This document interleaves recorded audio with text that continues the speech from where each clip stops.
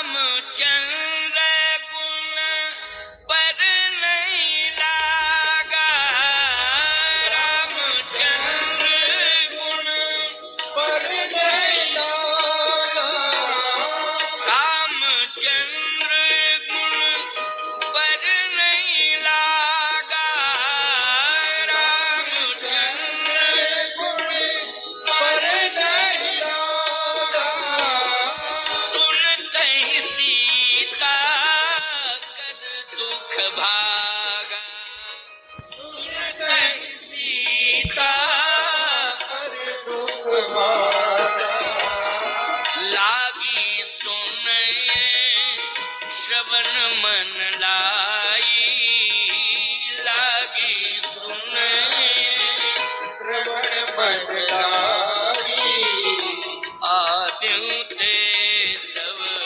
कथा सुनाई, आद्यों ते सब कथा सुनाई, आद्यों ते सब कथा सुनाई।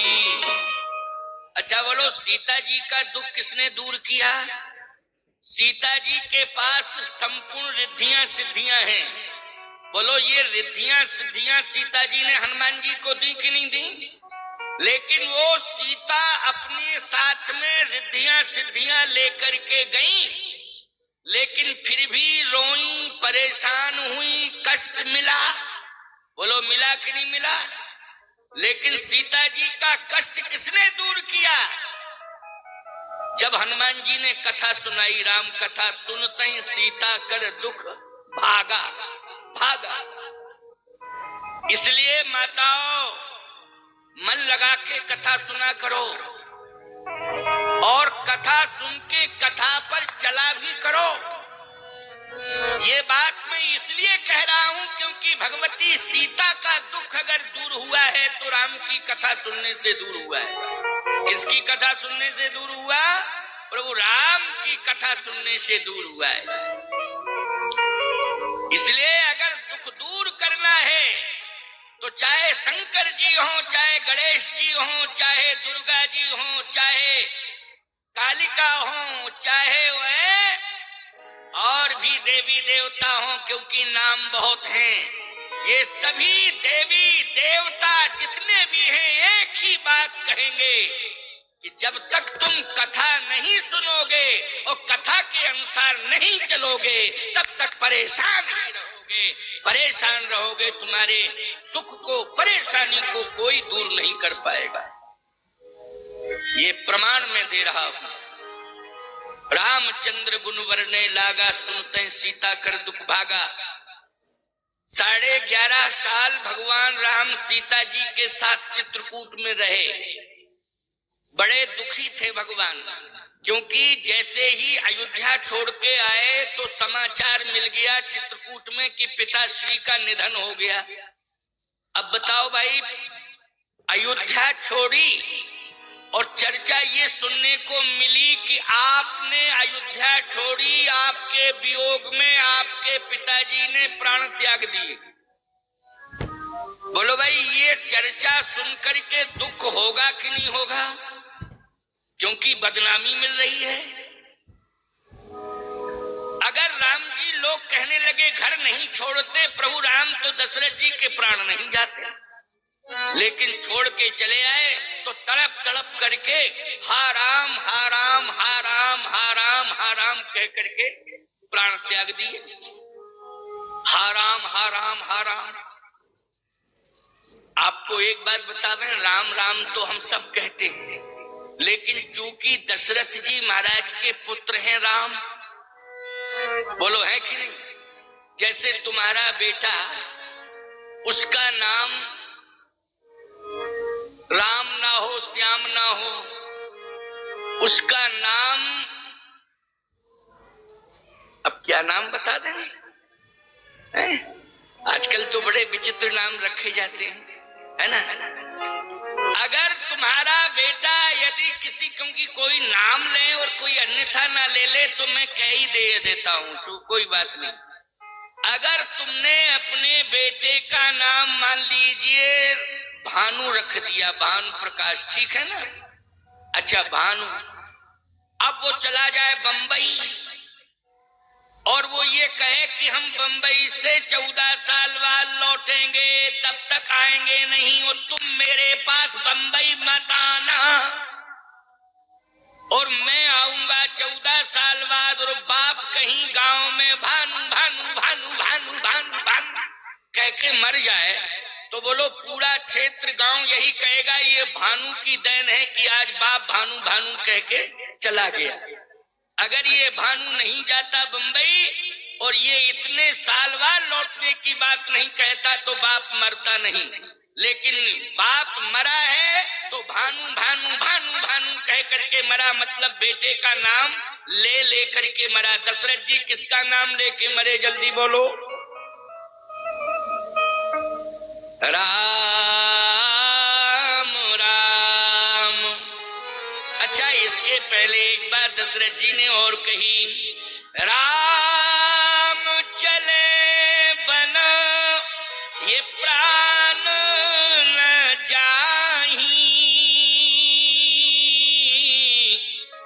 और कहीं सुख लाग रहत तन माही।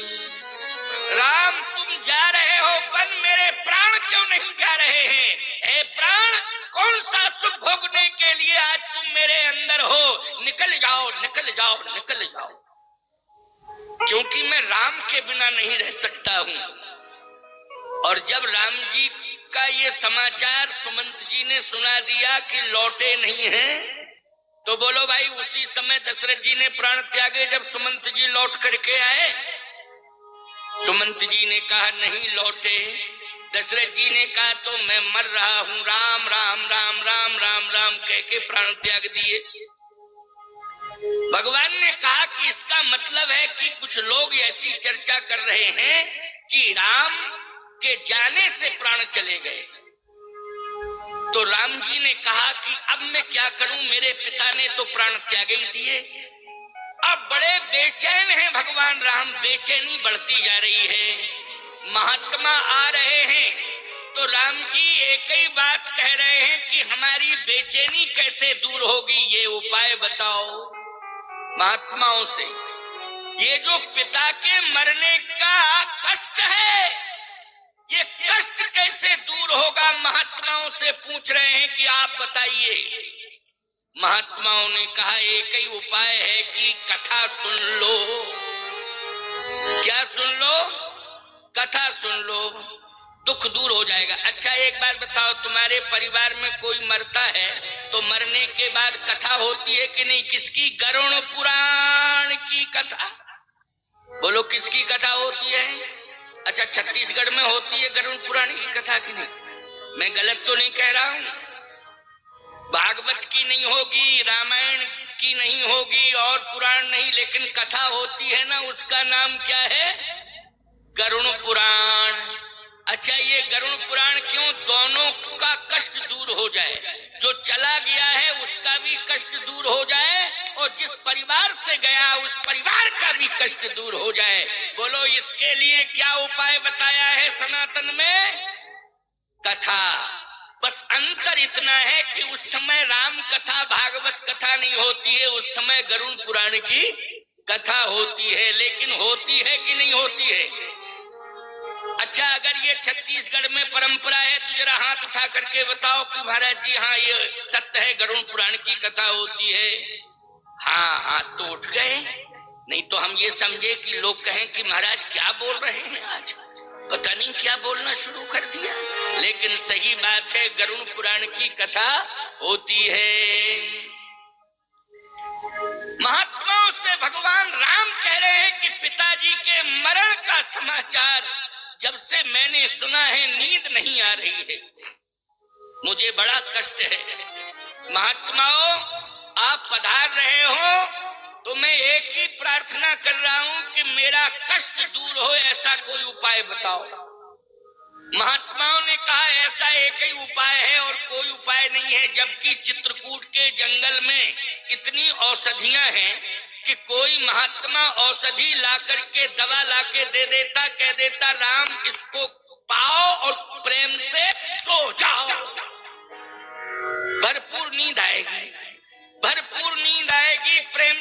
सो जाओ, लो इसको पाओ, प्रेम से सो जाओ। लेकिन उन महात्माओं ने ना कोई औषधि राम को दी है, ना ही किसी भी प्रकार का अन्य कोई उपाय बताया। केवल संतों ने यही कहा है, राम अगर दुख को दूर करना है तो मेरी वाणी से, संतों की वाणी से कथाएं सुन लीजिए। कथाओं को सुनने से सारा दुख दूर हो जाएगा।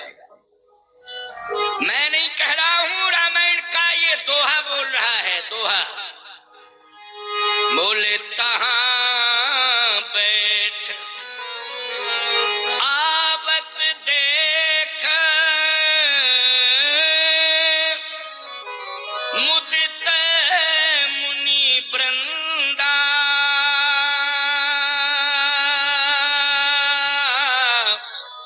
कीन दंडवत रघुकुल छंदा।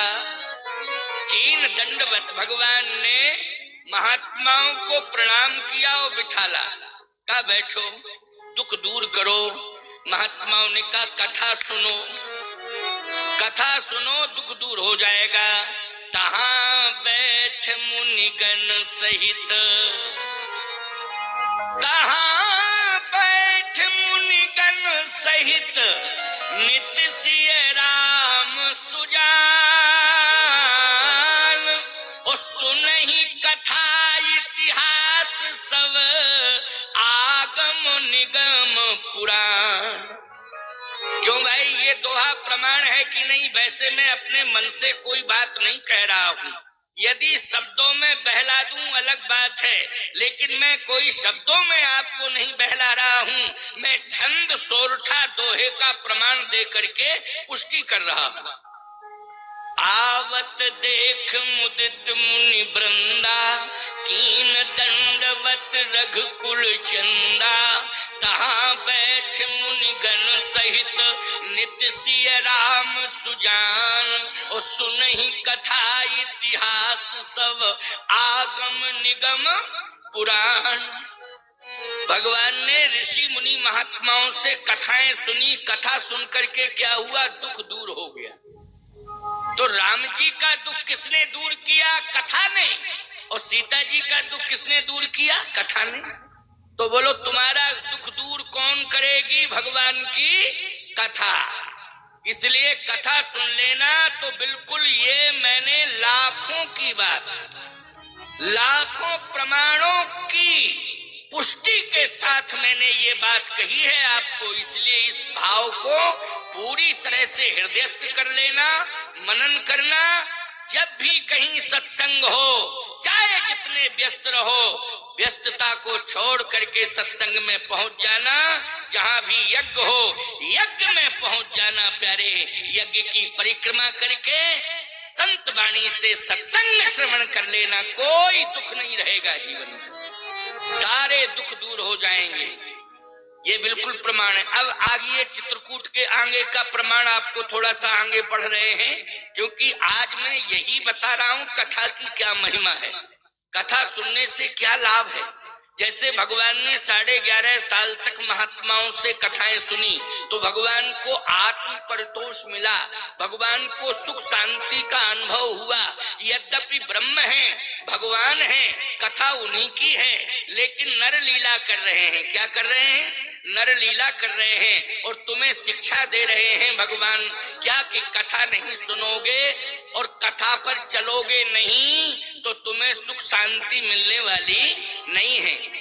अब आप देखें, देवता चित्रकूट आए, इंद्र और जितने देव सब चित्रकूट आए। अमर नाग किन्नर दिशपाला, वो चित्रकूट आए तहीं काला।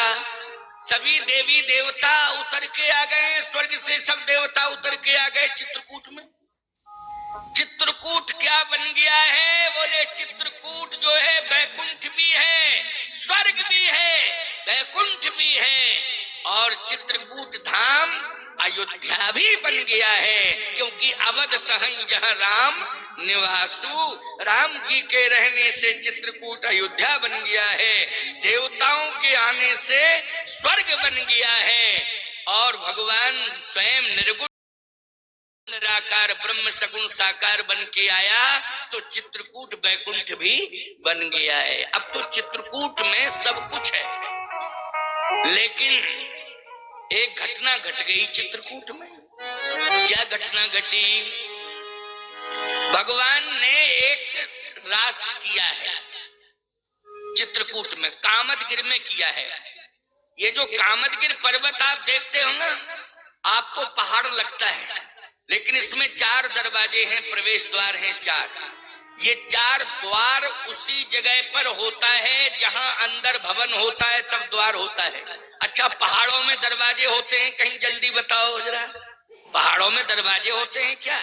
नहीं होते हैं। लेकिन कामदगिर में 4 दरवाजे हैं। क्यों? ये पूरा पर्वत ऊपर से पर्वत जैसा दिखाई दे रहा है, लेकिन अंदर इतना बढ़िया महल बना हुआ है, गजब का महल बना हुआ है, आप आश्चर्यचकित हो जाओगे। आप ये कह सकते हो कि आप कामदगिर पीठाधीश्वर हो, तो आपने देखा है क्या? देखा है? देखा है कि खूब देखा है? आप कहो महाराज हमारे साथ चलो, हमको दिखाओ, आ जाओ चित्रकूट में, हमें उसमें महल दिखाई देगा और तुम जो हो ये कहोगे हम कहीं आगे बढ़ो, तुम कहोगे महाराज आप ही चले जाओ, हम तो पीछे जा रहे हैं, हमको आगे नहीं जाना है। देख लेना, आप हमारे साथ चलना और हम तुम्हारे सामने ही प्रवेश करेंगे। कामधेनु द्वार है हमारे यहाँ कामदगिर में, कामधेनु द्वार, वो भी मेरे ही पोजीशन में है कामधेनु द्वार, जहां से कामधेनु गाय का नित्य प्रवेश होता है अंदर, कामदगिर के अंदर नित्य प्रवेश होता है। क्योंकि कामदगिर के अंदर नित्य पूजन होता है प्यारे, और आज भी कामधेनु उस पूजन में सम्मिलित होती है और अपने दुग्ध से अभिषेक करती है। बोलिए गौ माता की। कामधेनु गाय आज भी जाती है, लेकिन तुम्हें भले ही दिखाई नहीं देता है, लेकिन जब परिक्रमा करोगे तो लिखा है कामधेनु द्वार, और जब जाओगे तो अंदर इतनी लंबी गुफा सी है, चले जाओ अंदर मिल जाएगा महल, लेकिन जाते ही नहीं हो तुम लोग, बैक हो जाते हो। एक बार एक पीछे पड़ गया, बोले महाराज हम तो चलेंगे। मैंने कहा आ जाना। अब पत्नी आई साथ में, बोली पता नहीं महात्मा कहाँ ले जावे हमारे पति को, क्योंकि ये तो साधु है, अब हम तो परिवार वाले हैं। तो पत्नी आई साथ में, हमने कहा चलो परिक्रमा में गए तो कामधेनु द्वार है वो हमारे ही पोजीशन में, वहां अखंड कीर्तन चल रहा है, 24 घंटे ध्वनि चलती रहती है, कभी ध्वनि बंद नहीं होती है। आप जब भी चित्रकूट जाएं परिक्रमा करें तो कामधेनु द्वार मिलेगा, वहां पर कीर्तन चल रहा है, समझ लेना कि मेरे ही कामता नाथ भगवान का ही वो स्थान है कामदगिर पीठ का। तो मैं गया, मैंने कहा आओ मेरे साथ में। जैसे ही मैं घुसा और थोड़ा अंदर गया तो वो भी पीछे से मेरे साथ में। अब पत्नी ने हाथ पकड़ा, बोले नहीं जाओगे नहीं जाओगे नहीं जाओगे। मैं काफी दूर चला गया, मैंने कहा वो कहाँ चला गया। अब आवाज आ रही थी नहीं जाओगे नहीं जाओगे नहीं जाओगे। अब बोलो भाई, तुम जाओगे तो तुम्हारी पत्नी नहीं जाएगी साथ में, और जाएगी नहीं और तुमको जाने भी नहीं देगी। अच्छा एक बात बताओ परिवार वालों, हम तुमसे ही पूछना चाहते हैं, मरने का इतना डर क्यों लगता है तुम्हें, इतना भय क्यों लगता है? क्योंकि मृत्यु का भय ही सताता है, इसलिए तुम आगे नहीं बढ़ते हो। और मृत्यु के भय से जिस दिन मुक्त हो जाओगे तो तुम्हें कामदगिर के अंदर जो महल बना हुआ है उसका दर्शन भी मिल जाएगा, उसमें जो देवता बैठा है उसका भी साक्षात्कार हो जाएगा। लेकिन मृत्यु का भय, और ये मृत्यु का भय तुम्हें इसलिए सता रहा है क्योंकि कथा सुनने में कमी है। अभी मैं आपसे पूछना चाहता हूं, गांव गांव में श्रीमद् भागवत की कथा होती है, परीक्षित जी की कथा आपने सुनी, मृत्यु के भय से मुक्त हो गए थे कि नहीं हो गए थे? जल्दी बोलो। राजा परीक्षित जो है किसके भय से मुक्त हो गए थे? मृत्यु के भय से मुक्त हो गए थे। उन्होंने कहा ना मैं सर्प से डरता हूँ, ना तक्षक से डरता हूँ, ना मौत से से डरता हूँ, मुझे तो कथा सुननी है और कथा ही मुझे सब कुछ प्रदान कर देगी, क्योंकि हमें मौत की इसलिए चिंता नहीं है क्योंकि कथा सुनने से मेरी मुक्ति अवश्य हो जाएगी, तो मौत से डरने की कोई आवश्यकता नहीं है, क्योंकि कथा सुनने से क्या मिलती है? मुक्ति। लेकिन याद रखना, आपको महाराज तो हम और नहीं सुनेंगे कथा, क्योंकि मुक्ति का मतलब मरना, मरे तब मुक्ति। जिंदा रहोगे तब तक भक्ति मिलेगी और मरने के बाद मुक्ति मिल जाएगी, ये सबसे बड़ा लाभ है। जिंदा रहोगे तो क्या मिलेगी?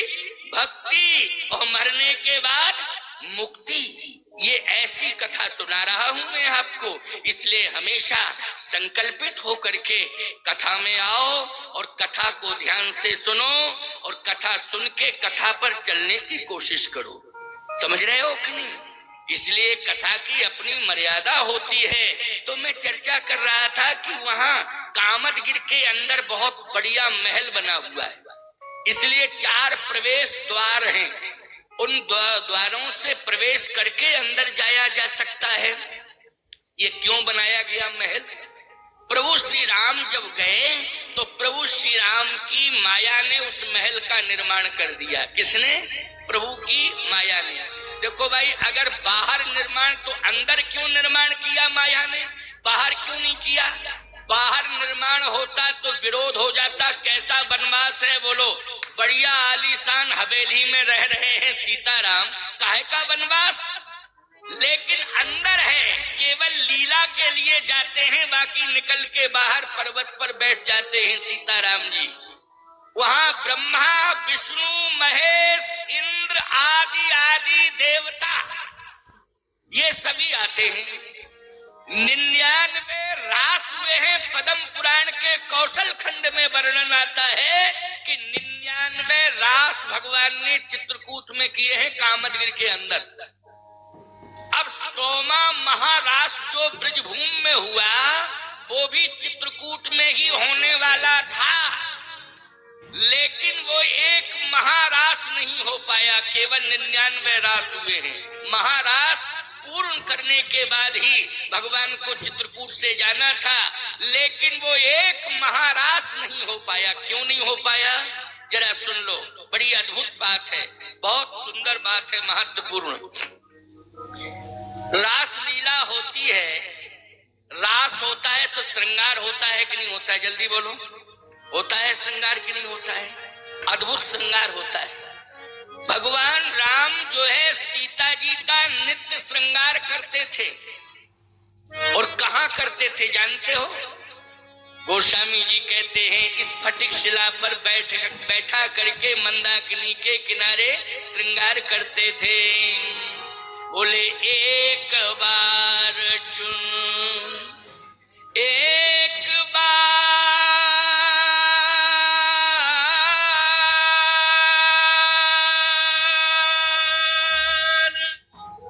चुन कुसुम सुहाए,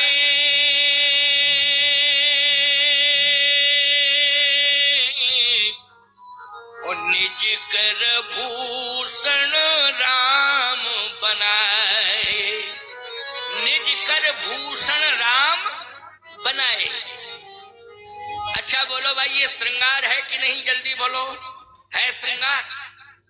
भगवान ने जो है पुष्पों की कलियों को, ये पुष्प है, इनकी कलियों के सुंदर सुंदर सुंदर सुंदर आभूषण बनाए।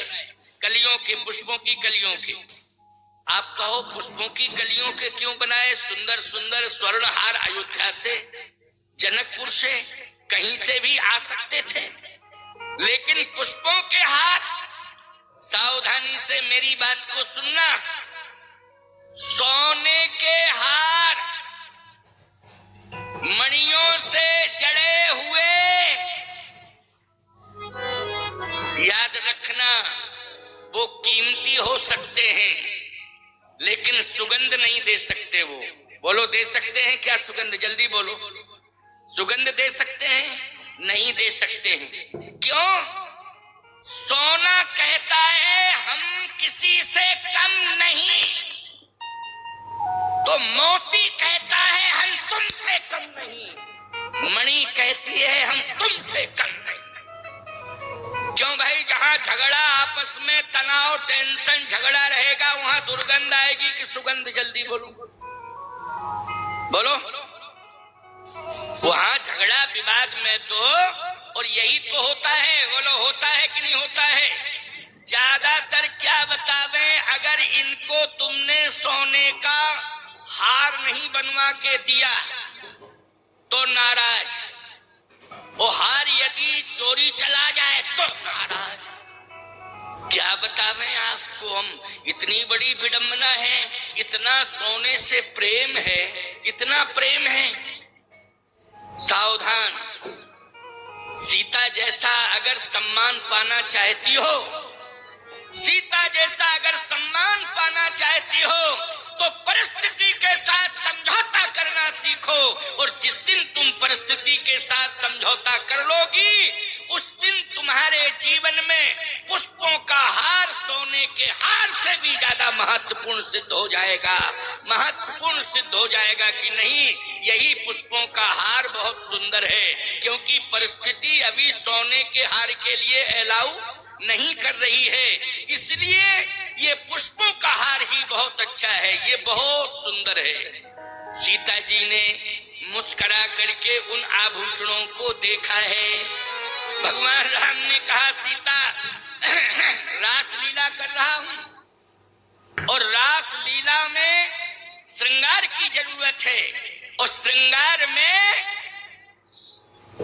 किसकी? आभूषणों की जरूरत है। लेकिन आभूषण इस समय न सोने के हैं, न चांदी के हैं, न मणि माणिक्य के हैं, यहाँ तो केवल पुष्पों की व्यवस्था है। सीता जी ने कहा पुष्प ही तो सुंदर होते हैं, क्योंकि सुमन, सुमानी सुंदर और मन मानी अंतःकरण। क्योंकि हमें, सीता जी ने कहा है स्वामी हमें सुमन की ही आवश्यकता है, हम उसी को स्वीकार करते हैं जिसका सुंदर अंतःकरण होता है, हम उसी को स्वीकार करते हैं। इसलिए हम निश्चित रूप से सोने के हार को नहीं, हम तो पुष्पों के हार को स्वीकार करेंगे। इसलिए एक बार चुन कुसुम सुहाए, और निज कर भूषण राम बनाए, और सीता ही पहिराए प्रभु सादर, और बैठे फटिक शिलायति सुंदर। ये मंदाकिनी के किनारे है स्फटिक शिला। जब चित्रकूट जाओगे तो मंदाकिनी के किनारे स्फटिक शिला जाना, जरूर दर्शन करना। जहाँ सीता जी बैठती थी वहाँ पत्थर ऐसा मुलायम हो गया, ऐसा मोम की तरह पत्थर हो गया कि उसमें बैठने के निशान बन गए हैं। अच्छा बोलो भाई, पत्थर मुलायम नहीं होता है, होता है क्या पत्थर मुलायम? होता है क्या है? जब किसी का हृदय कठोर होता है तो लोग कहते पत्थर दिल हो गया। कैसा दिल हो गया? बोले पत्थर दिल हो गया। इसका मतलब है कि पत्थर कठोर होता है, पत्थर मुलायम नहीं होता है। लेकिन चित्रकूट के जिस पत्थर पर सीताराम जी बैठते थे, मंदाकिनी के तट पर आज देख करके आओ, आंखें खुल जाएंगी तुम्हारी, वहां बैठने के निशान बन गए, क्योंकि पत्थर भी कोमल हो गया प्यारे, मोम की तरह कोमल हो गया पत्थर। ये है परिवर्तन। ये क्या है? परिवर्तन। राम जहां बैठ जाए वहां कठोर भी कोमल हो जाता है। जिसके हृदय में राम की कथा बैठ जाए उसका कठोर हृदय भी कोमल बन जाता है, कठोर हृदय भी कोमल बन जाता है। इसलिए कथा जरूर सुनना चाहिए। लेकिन श्रृंगार हो ही रहा था और महारास की तैयारी चल रही थी। 99 रास तो हो गए थे, लेकिन महारास के लिए उस दिन भगवान विशेष रूप से श्रृंगार कर रहे थे, क्योंकि महारास करना है और महारास में ही विश्राम होने वाला था। लेकिन जैसे ही भगवान श्री राम महारास के लिए सुंदर श्रृंगार कर रहे थे, उसी समय महारास के महाश्रृंगार में पता नहीं कहां से इंद्र का बेटा जयंत आ गया। अब आ कहां से गया? स्वर्ग से आया होगा, क्योंकि देवता आए थे महाराज देखने के लिए। बोलो, महाराज देखने के लिए कौन आए थे? देवता। यह है महाराज की विशेषता। देखने के लिए देवता आए थे। उन्हीं देवताओं में आ गया इंद्र का बेटा जयंत। जयंत ने देखा कि ये क्या हो रहा है, इतना सुंदर श्रृंगार। याद रखना, दृष्टि पड़ गई इसकी। मैं एक बात कहता हूं कि कौवा काला होता है। क्यों भाई, होता है कि नहीं होता है? अच्छा, कौवा ऊपर से भी काला और अंदर से भी काला है? बोलो, अंदर से भी काला होता है कि नहीं होता है? मैं आपको एक बात और बता दूं, चाहे जितना अच्छा कौवा को भोजन करा दो, लेकिन कौवा ईमानदारी के साथ बताओ, उसकी दृष्टि गंदगी पर जाएगी कि नहीं जाएगी? बोलो जल्दी। जाएगी। जहां पर जूठा मूठा पड़ा रहता है, जहां पर गंदगी होती है, बोलो वहीं उसकी दृष्टि जाती है कि नहीं जाती? चाहे जितना, अरे मैं कहता हूं कौवा को गंगा में स्नान करा दो, फिर भी वो पवित्र नहीं होता है कौवा। कौवा को तुम चाहे जितना बढ़िया भोजन बना के खिला दो, लेकिन फिर भी वो भूखा ही रहता है, गंदगी का भूखा रहता है। वो झूठे पर ही उसकी निगाह जाती है। तो याद रखना, जैसे ही इसकी दृष्टि पड़ी तो याद रखना, इसके मन में मैल आ गया। क्या आ गया? मैल। लोग कहते हैं कि कौवा बन गया, मैल आते ही कौवा बन गया। वो समझ गए हो कि नहीं? दृष्टि में दोष आया और मन में मैल आया, तो उसी समय क्या बन गया? ये कौवा बन गया। याद रखना, इसकी दृष्टि में दोष आया, इसलिए कौवा बन गया। और यदि चित्रकूट में महात्माओं का सत्संग सुन लेता तो कौवा नहीं बनता, हंस बन जाता। प्यारे, हंस बन जाता। बोलो, क्या बन जाता? हंस बन जाता। लेकिन क्या बन गया? बोले कौवा बन गया। अगर दृष्टि में दोष होगा प्यारे, तो याद रखना, तुम पक्षियों में भी निकृष्ट पक्षी माने जाओगे। क्या माने जाओगे? निकृष्ट। अच्छा, पक्षी का अर्थ केवल पंख वाला ही नहीं होता है। पक्षी का अर्थ ये भी होता है कि ये हमारा पक्षी और ये हमारा विपक्षी। क्यों भाई? पक्षी का अर्थ केवल पंख ही वाला नहीं, पक्षी का अर्थ ये भी होता है कि ये हमारा पक्षी और ये हमारा विपक्षी।